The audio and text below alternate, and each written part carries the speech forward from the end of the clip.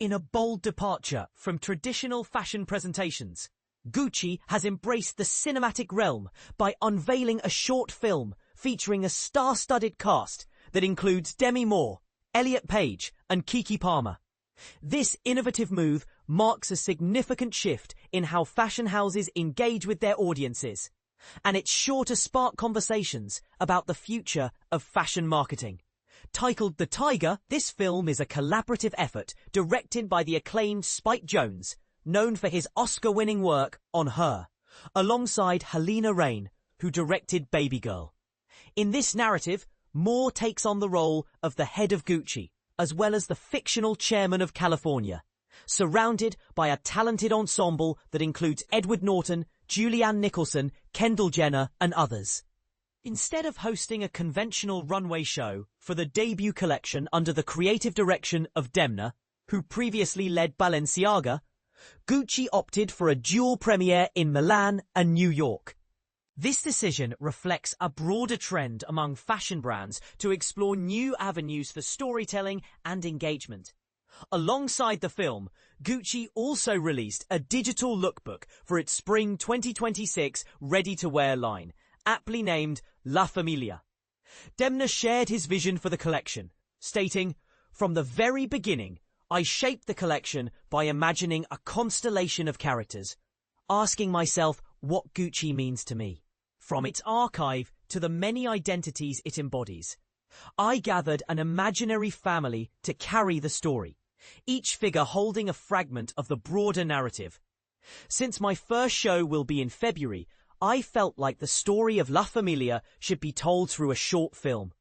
I shared it with Spike and Halina, whose work I've long admired, and they created their film, The Tiger, inspired by these characters."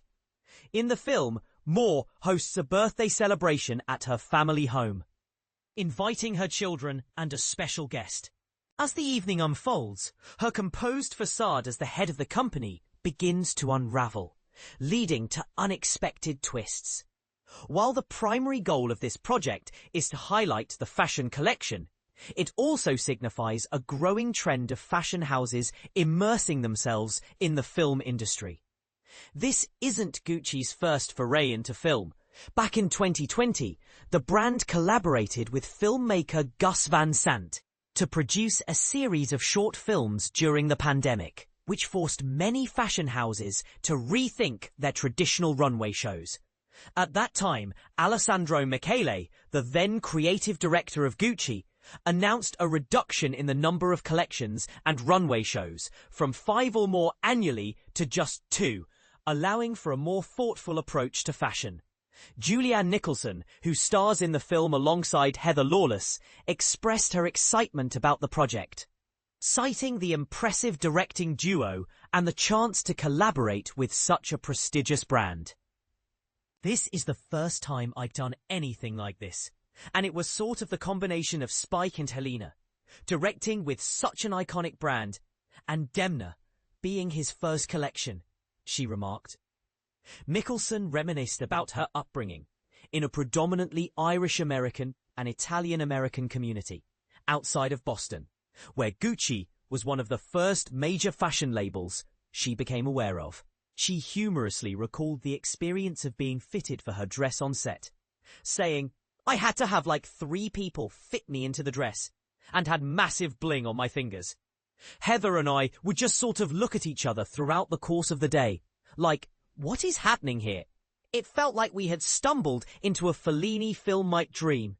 She concluded by noting the unique blend of filmmaking and fashion, stating, "It felt like a real mashup of filmmaking and fashion, which are 2 very different worlds actually, but it felt like they forged together beautifully." As Gucci continues to redefine its identity and approach to fashion, one must wonder, is this the future of fashion marketing? Or merely a fleeting trend?